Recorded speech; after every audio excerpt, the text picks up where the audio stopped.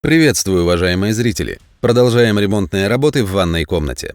В прошлой серии мы уже произвели замену стояков горячего и холодного водоснабжения, выполнили электромонтаж, а также монтаж водоснабжения и канализации. Ссылку на прошлую серию ищите в описании.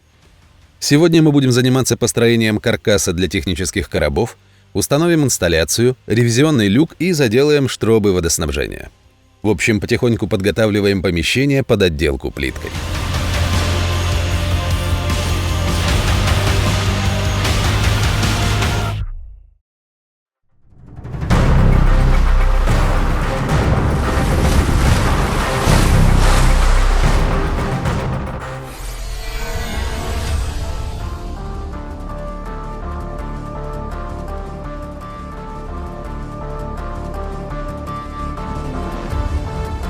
Что ж, начнем. Первым делом приступаем к построению технического короба. Для этого нарезаем необходимого размера заготовки и насверливаем отверстия для дополнительного крепления профиля. Для построения каркаса на данном объекте будем использовать систему сухого монтажа ТЦ-профиль. Чуть позже я подробнее расскажу, что она из себя представляет. Далее насверливаем отверстия в стене и устанавливаем дюбеля.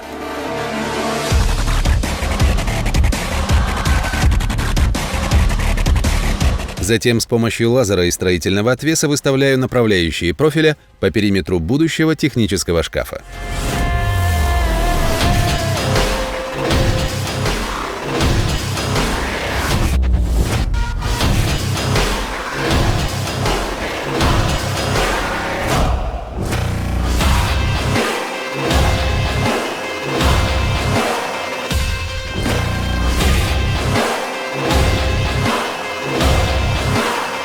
В местах, где проходит трубопровод, пришлось немного подрезать профиль, но это никак не отразится на прочности каркаса. Теперь монтируем каркас для инсталляции. На данном этапе очень важно иметь четкое понимание относительно раскладки плитки. От этого во многом зависит будущий интерьер помещения. В нашем случае как душевая, так и туалетная зона будут облицованы плиткой с имитацией мозаики. Поэтому мне необходимо учесть целую плитку не только на внешнем, но и на внутренних углах. Иными словами, каркас выстраивается таким образом, чтобы ячейки мозаики остались целыми абсолютно во всех углах. В общем, на счету каждые полмиллиметра в буквальном смысле этого слова, и в следующих сериях вы сами в этом убедитесь.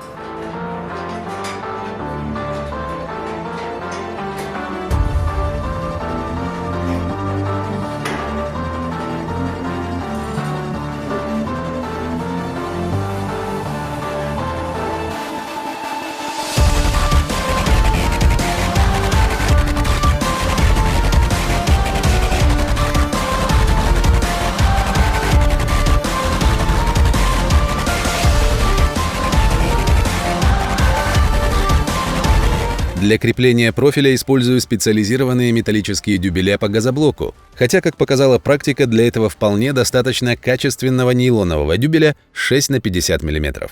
Данный дюбель использую как дополнительное крепление.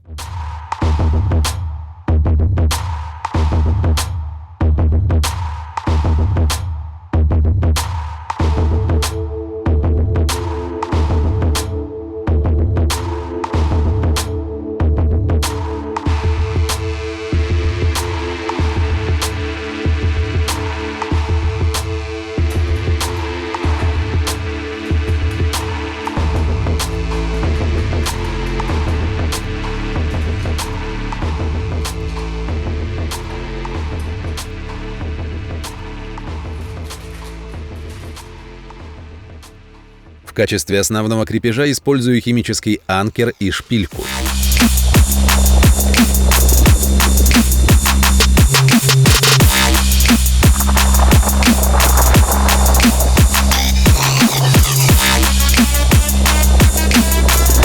С помощью угловых соединений фиксируем профиль, после чего выставляем его по отвесу. Далее насверливаем отверстия для дополнительного крепления профиля. Нет, штатных уголков и химанкера вполне достаточно, они слона выдержат.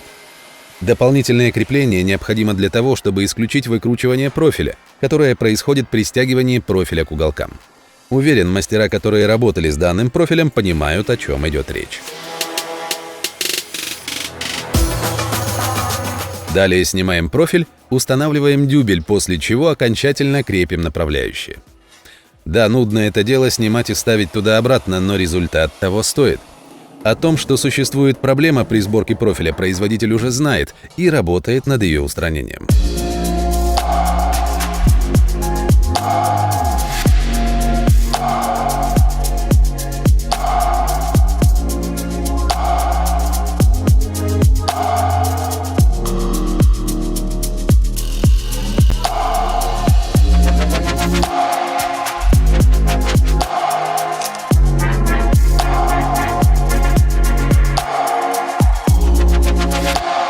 Теперь временно ставим инсталляцию и отмеряем необходимый участок трубы, который обеспечит водоснабжение для унитаза.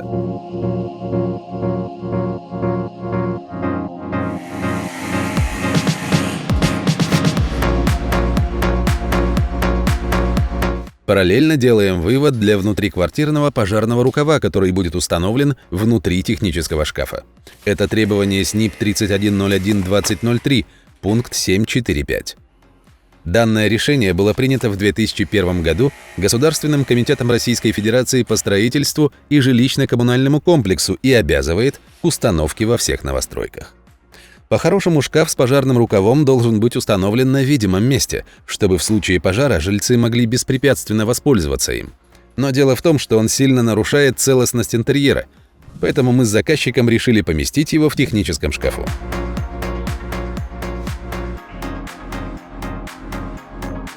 Инсталляция также ТЦ. По сути, она является частью системы ТЦ-профиль, и скоро вы поймете, почему. Перед установкой инсталляции необходимо определиться с местоположением отвода для подключения водоснабжения. Для этого в бачке инсталляции уже предусмотрен фитинг с внутренней резьбой, который можно установить как сверху, так и сбоку смывного бачка. В данном случае устанавливаем сверху. К нему и будет подсоединен резьбовой отвод и переходной фитинг на PXA-трубу. Так как инсталляция будет зашита в коробе и доступа к резьбовым фитингам не будет, значит, мне необходимо обеспечить максимально надежное соединение. Осуществить это можно с помощью анаэробного клея герметика. При работе с анаэробом также есть свои нюансы, и главный из них – это чистая резьба. Перед нанесением герметика обязательно следует зачистить и обезжирить резьбовые соединения.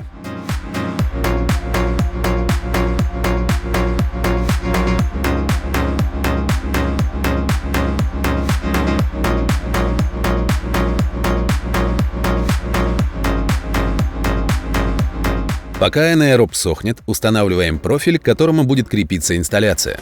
При установке обязательно соблюдаем уровень во всех плоскостях. Напомню, на счету каждый миллиметр.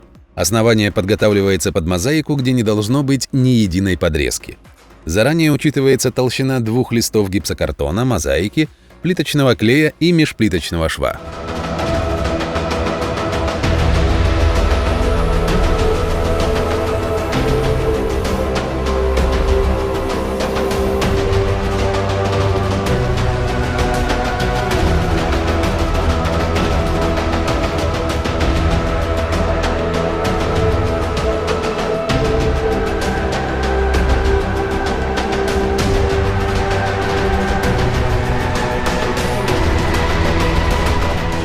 После сборки каркаса монтируем инсталляцию и подключаем к системе канализации. Происходит это достаточно быстро, удобно, а главное надежно. Не нужно мучиться с выставлением прямого угла или вертикали, так как направляющие уже выставлены в заданной геометрии. Просто устанавливаем модуль и фиксируем его с помощью соединительных уголков. Больше никаких дорогущих консолей Hilti, Mupra или сварных конструкций для крепежа выдумывать не нужно. За нас уже все придумали немецкие инженеры ТЦ. И стоит признать, сделали это очень грамотно, тем самым существенно облегчили работу сантехника. Именно поэтому данная система так полюбилась профессионалам. Согласно рекомендации производителя, необходимо осуществить дополнительное крепление сбоку рамы. Для этого замеряем и нарезаем необходимого размера профиль.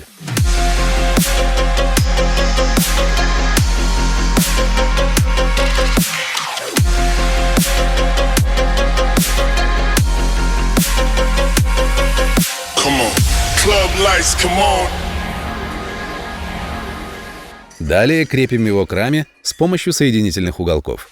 На раме инсталляции уже предусмотрены пазы для креплений.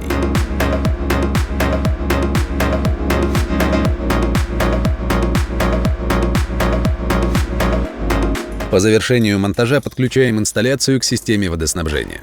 Для подключения ХВС использовал ту же металлополимерную трубу с системой аксиальной запрессовки фитингов. Такое соединение можно смело замуровывать и ни о чем не переживать.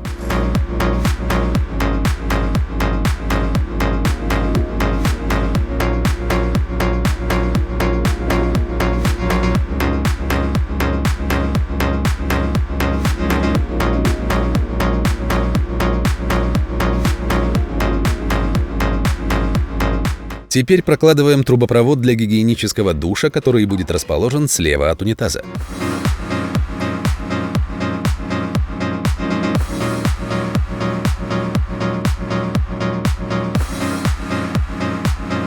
Водорозетки для гигиенического душа были установлены на монтажную пластину, которая крепится к профилям.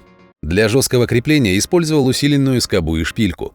Такой способ крепления исключит любые подвижки при установке смесителя.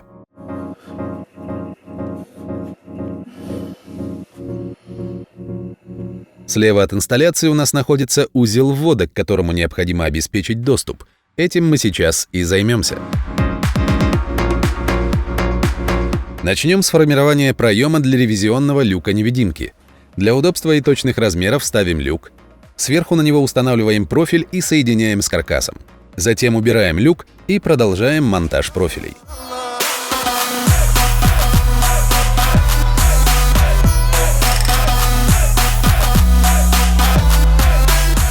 Как видите, при построении каркаса можно обойтись без стремянки.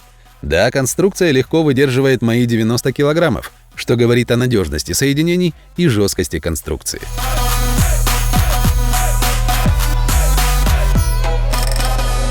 Вот, собственно, и все. Система ТЦ-профиль собрана.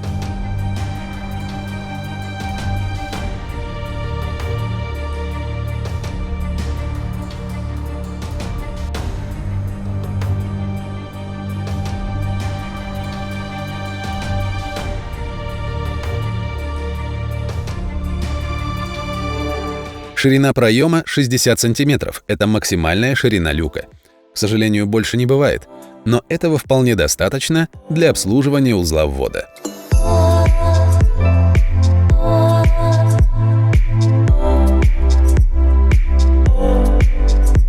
При установке подобных систем следует помнить, что в первую очередь система собирается для клиента, а не для фоточек в Инстаграме. Все должно быть интуитивно понятно и доступно в обслуживании.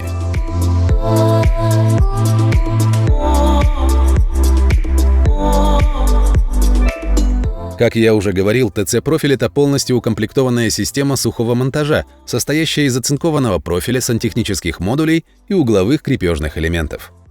Благодаря 8 ребрам жесткости конструкция становится более прочной и устойчивой. Сборка конструкции происходит с помощью крепежного уголка, который крепится за выемки в профиле.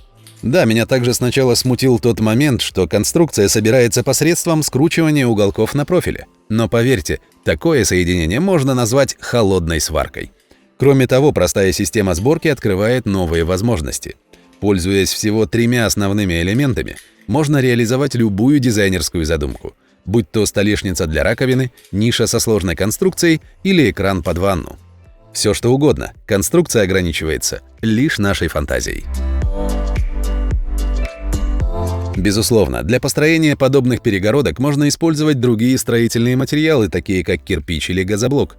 Но в отличие от кирпичной кладки у данного металлопрофиля есть огромное преимущество – это его размеры. Всего 33 мм позволяют возводить тонкостенные и в то же время прочные перегородки и тем самым экономить полезное пространство. Особенно это актуально для ванных комнат в панельных хрущевках, где в буквальном смысле важен каждый сантиметр. Следующим нашим шагом будет установка ревизионного люка-невидимки. Каркас планирую обшить гипсокартоном в 2 слоя, поэтому люк вытягиваю таким образом, чтобы дверца встала в одну плоскость со вторым листом гипсокартона.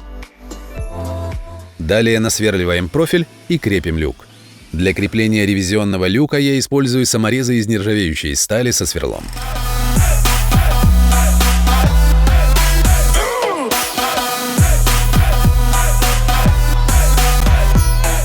После установки люка регулирую дверки по вертикали и горизонтали.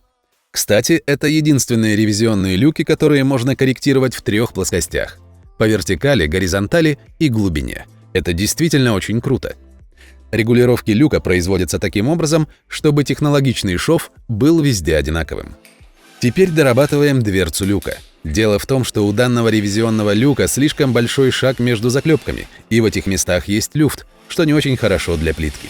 Ведь известно, что перед облицовкой плитки основание должно быть прочным и устойчивым. Возможно, в этом нет ничего страшного, и гипсоволоконный лист не отойдет от рамы вместе с плиткой, но я рисковать не стал и решил дополнительно его укрепить саморезом. Вот где реально есть проблема, так это отсутствие ребра жесткости в центре люка. Именно в этом месте люк выгибается после впитывания влаги из плиточного клея, причем выгибается вместе с плиткой. Чтобы этого не происходило, рекомендую вместо плиточного клея использовать клея на СМ-полимерной основе, либо самостоятельно устанавливать дополнительное ребро жесткости.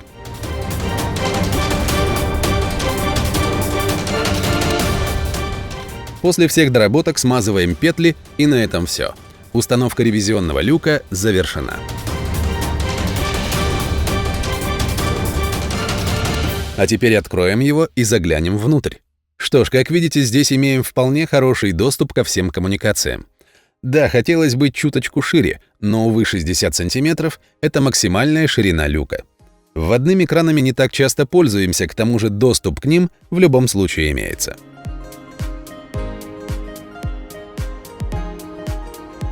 Теперь возвращаемся к водоснабжению, а точнее заделке труб водоснабжения. Перед тем, как закидывать штробы раствором, очень важно выставить водорозетки под прямым углом относительно стен, а также соблюсти уровень. Делаю я это с помощью сантехнических удлинителей, угольника и спиртового уровня. Уверен, вы уже наверняка поймали себя на мысли: ерундой парень страдает, здесь-то зачем прямые углы? А здесь, уважаемый, угол нужен для того, чтобы не происходило подобных эксцессов. Если под таким углом будет выставлена водорозетка, то при установке смесителя возникнет перекос на прокладке. То есть одна сторона прокладки будет пережата, а другая недожата. О последствиях, я думаю, вы уже догадываетесь. После корректировки водорозеток устанавливаю временные заглушки, которые предотвратят попадание раствора во время заделки штроб, а также позволят произвести опрессовку системы.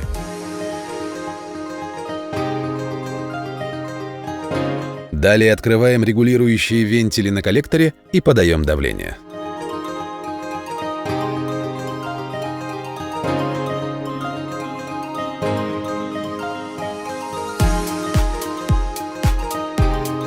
После опрессовки корректируем в редукторах давление с 3 до 4 бар.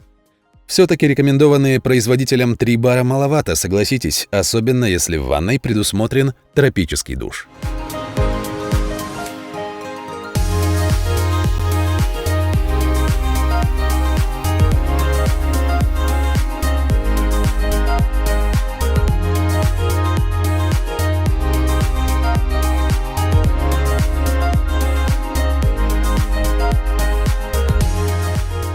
Убедившись в надежности соединений, затворяем раствор и приступаем к заделке труб водоснабжения. Для этого я использую тиксотропный раствор на цементной основе Litoplane Rapid от компании Litokol. Если вы смотрели мои предыдущие работы, то, наверное, видели, что штробы я заделывал обычной штукатуркой. Почему в этот раз цементный раствор? Возможно, мое мнение покажется вам немного странным, но мне кажется, что таким образом можно немножко усилить стены, которые были прорезаны для прокладки коммуникаций. Данная смесь после полного созревания набирает прочность на сжатие 42 ньютона на квадратный миллиметр и прочность на изгиб 10 ньютонов на квадратный миллиметр. Это как цемент марки М400. Думаю, что это уже о многом говорит, и нет смысла сравнивать с привычными нам ЦПС, они даже рядом не стоят.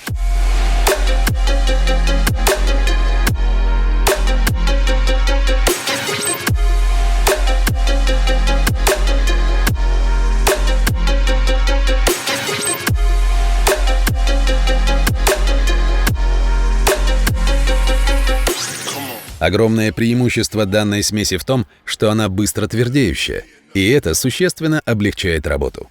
Уже буквально спустя 60 минут мы можем простучать по штробам и проверить на прочность. Даже сравнивая по звуку, можно определить прочность материала.